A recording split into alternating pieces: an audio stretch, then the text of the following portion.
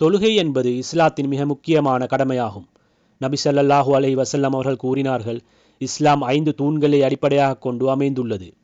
முதலாவதாக அல்லாஹுவையும் அவனது தூதரையும் நம்புதலும், இரண்டாவதாக உரிய நேரத்தில் தொழுது வருதல், மூன்றாவதாக ஜக்காத்து கொடுத்தல், நான்காவதாக நோன்பு நிறைவேற்றுதல், ஐந்தாவதாக வசதி இருந்தால் ஹஜ்ஜை நிறைவேற்றுவதும் ஆகும்.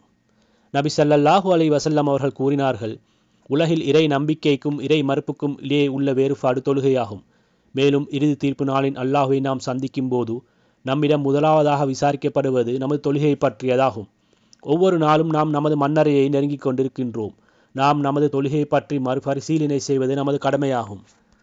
அல்லாஹு தாலா திருக்குர்ஆனில் பின்வருமாறு கூறுகின்றான், அவர்களுக்கு அவர்களுடைய இறுதி நேரம் நெருங்கும் போது 1 மணி நேரம் பிற்படுத்தப்படவும் மாட்டாது, முற்படுத்தப்படவும் மாட்டாது. அல்லாஹ் நமது பாவங்களை மன்னித்து நம்மை நேரான பாதையில் வழிநடத்துவானாக.